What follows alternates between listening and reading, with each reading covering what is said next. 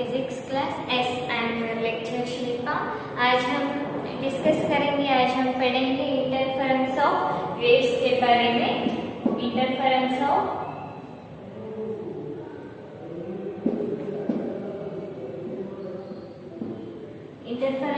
Waves के बारे में। What is mean by interference of waves? ये तो आप लोग फर्स्ट ईयर में पढ़े होंगे, ठीक है। इंटरफेरेंस ऑफ वेव्स मीन्स दो वेव सुपर इम्पोज करने से मिलने का जो बोलते हैं उसको हम इंटरफेरेंस बोलते हैं, ठीक है। टू वेव्स सुपर इम्पोज तो हम क्या बोलते हैं? इंटरफेरेंस बोलते हैं, इंटरफेरेंस ऑफ वेव्स बोलते हैं। समझ में आ रहा है? नेक्स्ट हमें इंटरफेरेंस ऑफ वेव्स के लिए हमें क्या चाहिए? एक प्रिंसिपल है super impose, principal of super impose. इसके लिए हमें बेसिक मालूम होना चाहिए। दो सोर्स है, ठीक है, S1 एंड S2 सोर्स। हमारे पास एक पॉइंट है, ठीक है, पॉइंट। तो S1 फॉर एग्जाम्पल ये जो पॉइंट है यहाँ पे रखेंगे। ये जो डिस्टेंस है ये छोटा है डिस्टेंस, और ये जो डिस्टेंस है ये बड़ा डिस्टेंस है, ठीक है। यहाँ पर जो सोर्स है यहाँ पर वेव्स प्रोड्यूस हो रहा है, उसका हमें पता है formula y = a sin omega t plus kx। Next one y2, यहाँ पर S1 लिए हम S1 लीजिए y1, यहाँ पर S2 y2 = a2 sin omega t plus kx। यहाँ पर देखिए what is mean by y? This is displacement of particle, sorry wave. x means displacement of a particle, omega means angular frequency, t means time। हमें sine wave मिल रहा है, ठीक है। Next a means amplitude. यहाँ पर ये एक ही medium पर प्रोसेस हो रहा, ठीक है। तो यहाँ पर omega is same, medium same means omega also same, omega same means frequency also same, ठीक है। Omega same means frequency also same, frequency same means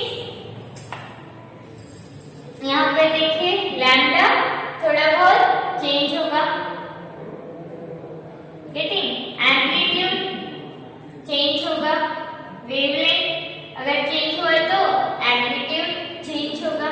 यहाँ पर देखिए यहाँ पर जो वेव निकल रहा है डिस्प्लेसमेंट जितना हो रहा है छोटा हो रहा है, यहाँ पर डिस्प्लेसमेंट ज्यादा हो रहा है। तो यहाँ पर अगर एक डिस्प्लेसमेंट ज्यादा हो रहा मीन्स एम्पलीट्यूड में डिफरेंस आएगा, ठीक है। तो नेट रिजल्टेंट हमें क्या चाहिए वो हमें मालूम करना है। फॉर एग्जाम्पल आप ये सोचिए, आप लोग यहाँ पर एक पॉइंट है, ये वेव्स निकल रहा है इस तरह से एक वेव्स आ रहा है, ठीक है। तो यहाँ पर वेव्स ये पॉइंट कहाँ जाएगा? ऊपर जाएगा या नीचे जाएगा? पॉइंट। तो यहाँ पर कितनी जोर से ये हिट कर रहा है? 5 सेंटीमीटर, ठीक है। यहाँ से 5 मीटर, यहाँ से 5 मीटर मीन्स कहाँ जाएगा ये पॉइंट? वहीं पर रहेगा। फॉर एग्जाम्पल ये 5 मीटर है और ये 3 मीटर है, मीन्स कहाँ जाएगा पॉइंट? ऊपर जाएगा, बिकॉज इसका स्पीड ज्यादा है 5 मीटर, ठीक है, इसका स्पीड ज्यादा है, ठीक है। और फॉर एग्जाम्पल इसका स्पीड 6 है, इसका स्पीड 2 है, मीन्स कहाँ जाएगा पॉइंट? नीचे आएगा, गेटिंग। तो टू वेव सुपर इम्पोज होने के बाद जो नेट रिजल्टेंट हमें मिलता है that one is called principle of superposition, getting. So वही हम यहाँ पर लिखेंगे principle of superposition, principle of superposition.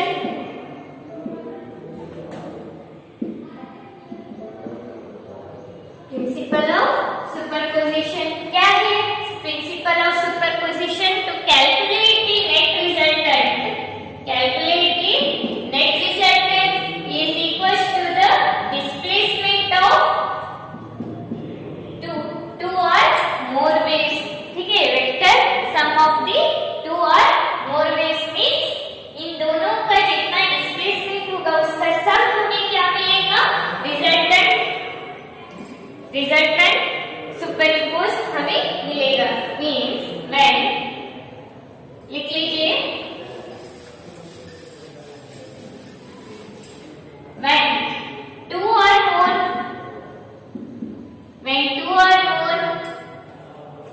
waves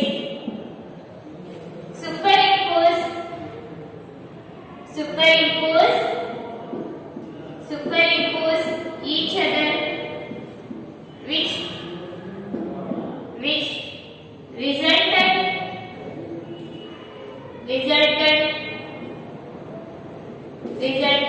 is vector sum of the resultant is vector sum of the two or more waves getting। अगर two waves, यहाँ से एक waves निकल रहा है, यहाँ से एक वेव्स निकल रहा है, वो पॉइंट बीच में का पॉइंट कहाँ जाएगा? इस दोनों की स्पीड के हिसाब से जाएगा। ठीक है, अगर ये वेव्स 5 मीटर पर सेकेंड की स्पीड से जा रहा है, ये वेव 3 मीटर पर सेकेंड की स्पीड से जा रहा है, तो कि कहाँ पर जाएगा? ऊपर जाएगा या नीचे? तो किसका वेट ज्यादा है? इसका वेट तो ऊपर जाएगा। गेटिंग? तो that resultant is that superimpose is called principle of superposition.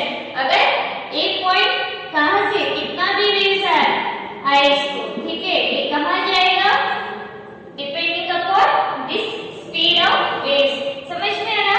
तो हम इसको इस तरह से भी लिख सकते हैं, y net is equals to y1 plus y2 plus y3 so on, जितना भी वेव्स हो वहां पर। गेटिंग? तो राइटिंग, ओके। यहाँ पर हमने सोच लिया S1 एंड S2, यहाँ पर पॉइंट है। ठीक है, तो इन दोनों का डिफरेंस अगर सेम है तो पाथ डिफरेंस नहीं होगा। अगर दोनों का पाथ डिफरेंस अलग अलग है तो हमें अलग अलग पाथ डिफरेंस मिलेगा। For example y1 is equals to a1 sin omega t plus kx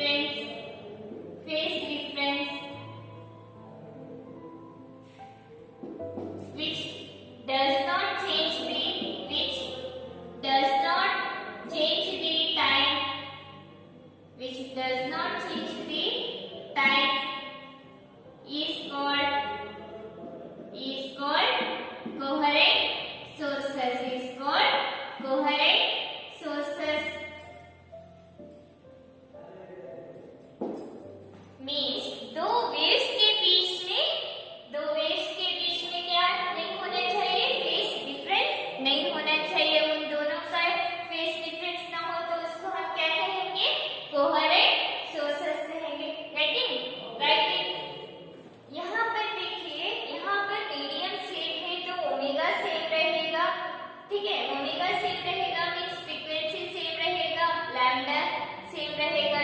यहाँ पर इसको ओमेगा टी प्लस के एक्स वन को हम क्या कहेंगे, फेज डिफरेंस कहेंगे। ओमेगा टी प्लस के एक्स वन को क्या कहेंगे, फेज डिफरेंस, फेज कहेंगे।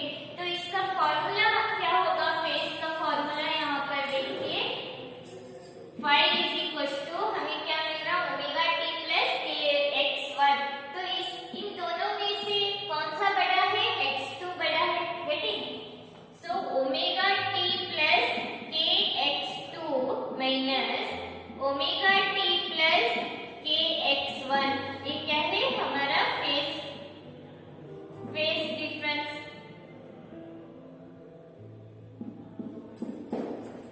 Getting, phi is equal to omega t plus k x2 minus omega T minus के x1। ये समझ में आया, minus into plus minus, minus into plus minus, omega t get cancel. Phi is equal to k common लेंगे, x2 minus x1, हमें क्या मिल रहा, path difference मिल रहा, ना कि phase difference.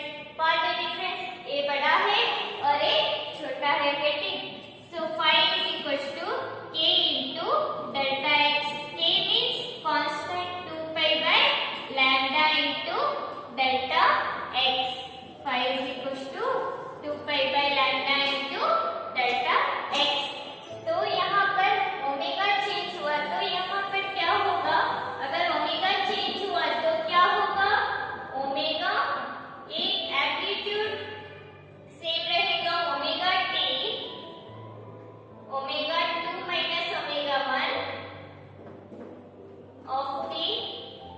So next plus x2 minus x1 of k। Getting?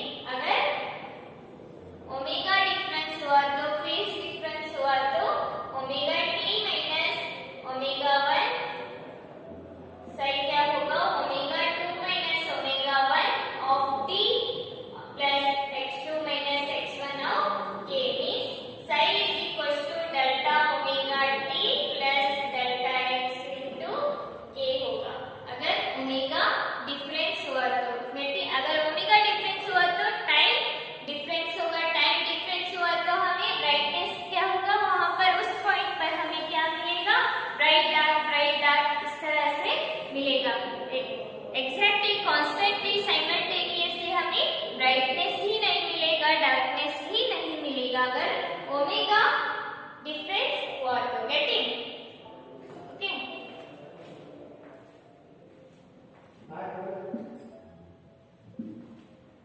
Listen here, अभी हमने phase difference देखा, ठीक है, फेज डिफरेंस देखा, लेकिन एम्पलीट्यूड में चेंज हो सकता है या नहीं वो देखेंगे। यहाँ पर देखिए एम्पलीट्यूड का आप लोग फर्स्ट ईयर में देखा होगा, इसका फॉर्मूला क्या है, AR is equal to A1